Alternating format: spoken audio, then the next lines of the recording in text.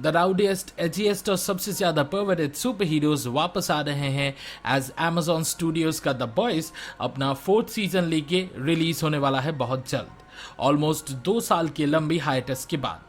Second season के political शिनानिगन्स के बाद थर्ड सीजन ने सीरीज का सबसे लाउड, एक्शन पैक्ड और बॉन्कर स्पेक्टिकल प्रेजेंट किया, जो corporate controlled super hero team the 7 और उनके प्राइम एडवर्सरी टिचुलर सूप किलर्स के बीच इक्वेशन कंप्लीटली चेंज कर दिया। सो वी थॉट ये इस शो को लेके बात करने का बेस्ट टाइम होगा।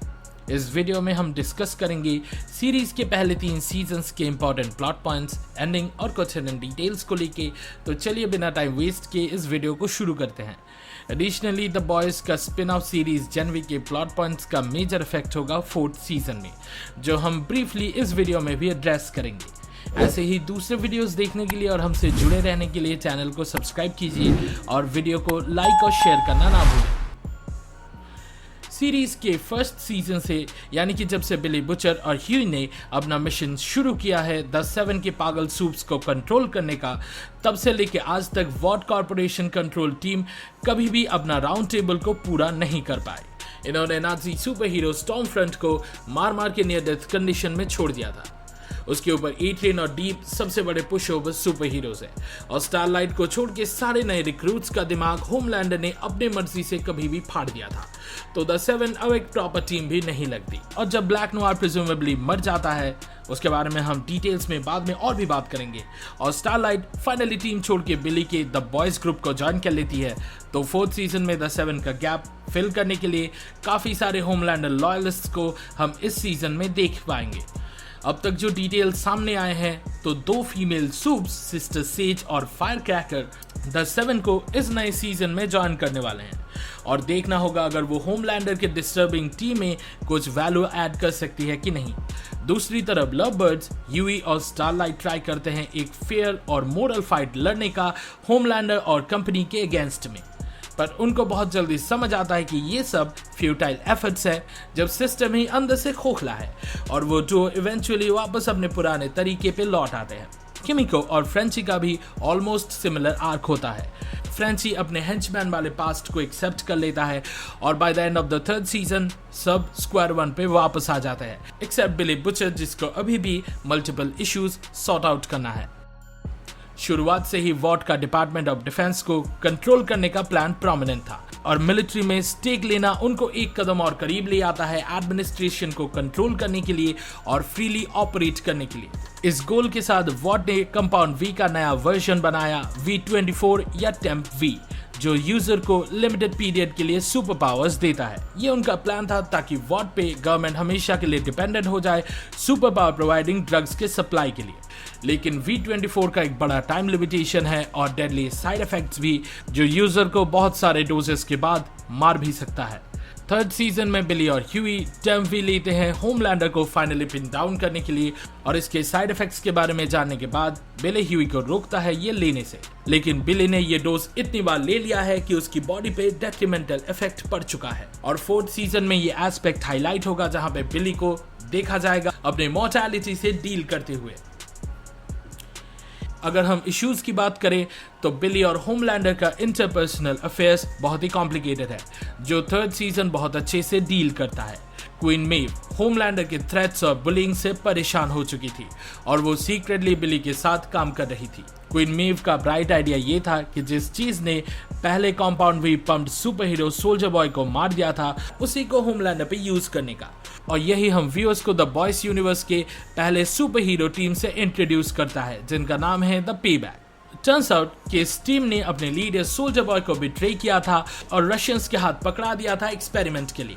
The boys unwittingly soldier boy को फ्री कर देते हैं, और आफ्टर थोड़ा टसल सोल्जर बॉय उन्हें हेल्प करने के लिए और होमलैंडर को मार गिराने के लिए राजी हो जाता है, इन एक्सचेंज फॉर अपना payback on the payback.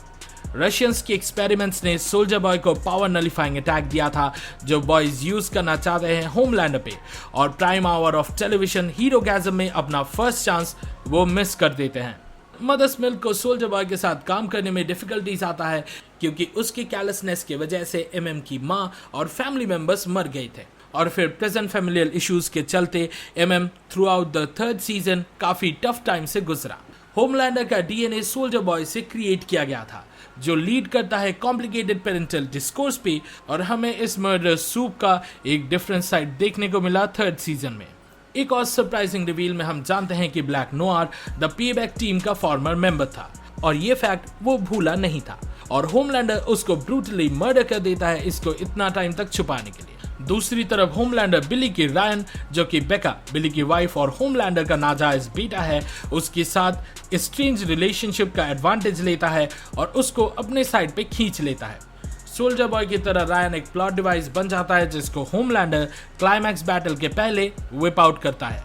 Homelander in 3 generation of psychotic supes को एक साथ देखना चाहता है, बट सोल्जर बॉय उस नॉनसेंस को टॉलरेट नहीं करता, so he attacks the duo straight up. सबको सरप्राइज करते हुए बिली रायन को बचाने के लिए सोल्जर बॉय के अगेंस्ट चला जाता है और फिर एक एपिक मैच एंस्यू करता है। सब खत्म हो जाने के बाद सोल्जर बॉय को गवर्नमेंट ले जाती है और उसे वापस क्राई स्लीप में कैद कर लिया जाता है। मेव वेलियंटली होमलैंडर से फाइट करती है और सबको सोल्जर बॉय के चार्ज अटैक से बचा लेती है अपने पावर्स और एक आई के कॉस्ट पे।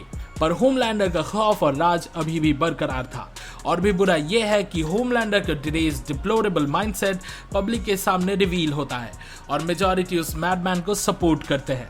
A not so subtle reference to the world's present obsession with toxic traits. The boys के सेकंड सीजन का ब्रेकआउट कैरेक्टर थी anti supe congresswoman Victoria Neuman, जो secretly head popping killer supe है, पर उसे third season में कम screen time मिला और उसने फिर एक कैमियो अपीयरेंस किया द बॉयज के spin off series Gen V में, पर उस सीरीज के नैरेटिव पे वो मैसिव इम्पैक्ट छोड़ जाती है। विक्टोरिया ने अनविटिंगली अपने पेरेंट्स को मार दिया था अपने चाइल्डहुड में अपने अनस्टेबल पावर्स पे कंट्रोल ना होने की वजह से, और फिर वॉर चीफ स्टैन एडगर ने उसको अपने विंग के नीचे ले लिया। लेटर एज कांग्रेस वुमन वो प्रिटेंड करती है सूप्स के कंट्रोल को अपोज करने का, पर अंदर ही अंदर वो टैक्टिकली वॉट के साथ काम करते हुए सूप्स को नेशन के पॉलिटिकल स्टेज पे ले आती है। न्यूमैन स्ट्रेटेजिकली स्टैन को उसके पोजीशन एज वॉर चीफ से हटा देता है, जिससे होमलैंडर के पास उस सुपर हीरो ग्रुप को चलाने का एब्सोल्यूट कंट्रोल आ जाता है, और वो इवन होमलैंडर को रायन का एड्रेस बता देती है in exchange for eliminating her political opposition. Gen V में ये रिवील होता है कि सूप्स प्रोड्यूस और ट्रेन करने वाले वॉर्ड ऑर्गेनाइजेशन के गोडोल्किन इंस्टीट्यूट ने सीक्रेटिवली एक एंटी सूप वायरस बनाया था इन ताकतवर पर अनस्टेबल बच्चों से खुद को और दुनिया को बचाने के लिए, और न्यूमैन को उसके सारे एग्जिस्टिंग सैंपल्स मिल गए। मतलब बिली और कंपनी को सीजन 4 में डबल ट्रबल फेस करना पड़ेगा, जहां पे एक तरफ कंट्रोल फ्रीक होमलैंडर बिना रिस्ट्रेन के अपना मनमानी कर रहा है, वहीं दूसरी ओर न्यूमैन के पास सूप्स को कंट्रोल करने और डराने का मींस हाथ लग गया है। इस फोर्थ सीजन में बिली को अपने ओल्ड अकम्प्लिसेस से हेल्प मिलेगी as actor Jeffrey Dean Morgan, जो केस्लर एक गवर्नमेंट ओवरसियर का रोल प्ले करेंगे। जेन वी के एस्टैब्लिश्ड कैरेक्टर्स के अपीयरेंस भी एक्सपेक्टेड है, और उनके रोल्स ओवरऑल नैरेटिव के कंटेक्स्ट में कैसे प्ले आउट करते हैं अभी वही देखना है। द बॉयज सीजन 4 जून 13, 2024 को रिलीज हो रहा है Amazon प्राइम वीडियो में। हे इस वीडियो को देखने के लिए शुक्रिया। द बॉयज सीजन 3 के अपने एक्सपेक्टेशंस के बारे में कमेंट सेक्शन में जरूर शेयर करें। सिनेमा और सीरीज के वीकली डोज के लिए लाइक बटन दबाएं और हमारे चैनल को सब्सक्राइब करें। अगले वीडियो में मिलते हैं, और फिलहाल के लिए goodbye, daddy Som and I will be back.